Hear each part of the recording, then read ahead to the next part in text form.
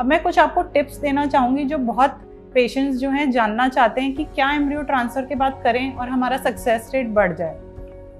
पहली बात ये समझना बहुत ज़रूरी है कि ऐसा कोई सिम्टम नहीं मिलेगा आपको कि हाँ मैं प्रेग्नेंट हूँ या मैं नहीं हूँ। कुछ लोगों को स्पॉटिंग होती है, कुछ लोगों को नहीं होती, कुछ लोगों को क्रैम्प्स आएंगे, कुछ लोगों को नहीं आएंगे, कुछ लोगों को ब्रेस्ट टेंडरनेस या मूड फ्लक्चुएशंस होंगे और कुछ लोगों को कुछ भी सिम्टम नहीं होगा।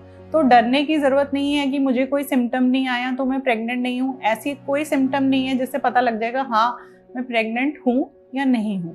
तो कुछ टिप्स जो हैं जो ज़रूरी हैं, पहला जो टिप मैं दूंगी वो है टेक इट ईजी। जब एम्ब्रियो ट्रांसफ़र के बाद आपको घर भेजा जाएगा, ऐसा नहीं है आपको बेड रेस्ट है, बिस्तर पे ही लेटे रहना है, उससे कोई फ़र्क नहीं पड़ने वाला। अगर आपका ब्लास्टोसिस्ट ट्रांसफ़र हुआ है तो वो 1 से 2 दिन में हैच होके इम्प्लांट होता है। तो जो फर्स्ट 24 आवर्स हैं वो आपके लिए बहुत क्रूशियल हैं। You have to just take it easy, be happy. कुछ दिन के लिए अगर आप वर्क कर रहे हैं तो ऑफ ले लीजिए। कुछ दिन के ऑफ के बाद अगर आपको लगता है कि हाँ मैं घर पे बैठ के और बहुत ज़्यादा हमारे को प्रॉब्लम हो रही है तो ठीक है आप वर्क ज्वाइन कर सकते हैं, बट टेक इट ईजी। तो 4 दिन के लिए आप घर पे रहने के बाद ऐसा भी है अपना वर्क वापस ज्वाइन कर लीजिए। बिल्कुल बिस्तर पे स्ट्रिक्टली पड़े रहने की ज़रूरत नहीं है। ऐसा नहीं होगा कि अगर आप बिस्तर से उठ जाएंगे तो आपके एम्ब्रियोज गिर जाएंगे, ऐसा बिल्कुल भी नहीं है। एक मिथ है कि हाँ हमें एम्ब्रियो ट्रांस के बाद 15 दिन तक बिस्तर पे लेटे रहना है, ऐसा कुछ भी नहीं है। सिर्फ 2 दिन का या 4 दिन का रेस्ट भी पर्याप्त है आपके लिए। दूसरा जो इम्पॉर्टेंट टिप मैं देना चाहूँगी आपकी मेडिकेशंस का। मेडिकेशन जो है सारी हार्मोनल मेडिकेशंस हैं, उनको टाइम पे लेना बहुत ज़रूरी है। आपको ईस्ट्रोजन सप्लीमेंट्स भी दिए जाएंगे, प्रोजेस्टेरोन सप्लीमेंट्स भी दिए जाएंगे। उन मेडिसिन को टाइम पे लीजिए, कोई भी डोज मिस मत करिए। दूसरी बात, जो कुछ प्रोजेस्टेरोन के लिए वजाइनल सपोजिटरीज आपको दी जाती है, एडवाइजेबल है उनको डालने के बाद आप थोड़ी देर लेट जाए।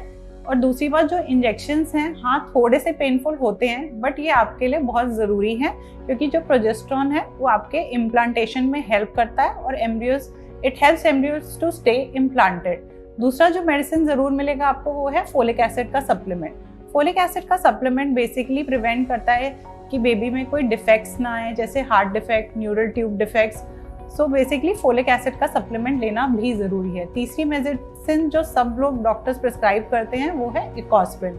इकोस्प्रिन जो है वो इम्प्लांटेशन के चांसेस बढ़ाता है and blood flow to the uterus is also increase. तो इकोस्प्रिन जो है एक बार आपको ज़रूर दी जाएगी दिन में। तो अपनी मेडिसिन बिल्कुल टाइम पे लीजिए, यही सबसे अच्छा रहेगा कि अपनी मेडिसिन का एक टाइम बना लीजिए और टाइम पर ही मेडिसिन लीजिए। जो तीसरी टिप मैं देने जा रही हूँ वो डाइट के बारे में। पेशेंट्स के बहुत सवाल है कि हमें क्या खाना चाहिए एम्ब्रियो ट्रांसफ़र के बाद। तो बेसिकली आपको एक हेल्दी डाइट लेनी है जिसमें बहुत सारे फ्रूट्स हों, वेजिटेबल्स हों, take lot of protein, vitamin B, calcium. एक अच्छी डाइट लीजिए और जंक फूड को अवॉइड करिए। जो और एक टिप मैं देना चाहती हूँ कि स्लीप प्रॉपर लीजिए। Sleep is very important and it is directly related to your fertility. ऐसा देखा गया है जो वुमेन 7 से 8 घंटे सोती हैं उनके प्रेगनेंसी रेट बल्कि हायर होते हैं जो लोग कम सोते हैं। तो पर्याप्त नींद लेना भी उतना ही ज़रूरी है जितना कि आपकी मेडिकेशंस। अगली टिप जो मैं देना चाहूँगी, केमिकल से दूर रहे। कुछ केमिकल्स हैं जो आपके इम्प्लांटेशन को डिस्टर्ब कर सकते हैं और ये बहुत कॉमनली हमारे घरों में पाए जाते हैं, जैसे कि हेयर डाइज यूज़ करना, nail polish, strong perfume, fragrances, resistant material, stain resistant जो केमिकल्स होते हैं, तो इनसे दूर रहना बहुत ज़रूरी है। कोशिश करें कि ऐसे सब फ्रेगनेंसेस को घर से बाहर कर दें। Thank you.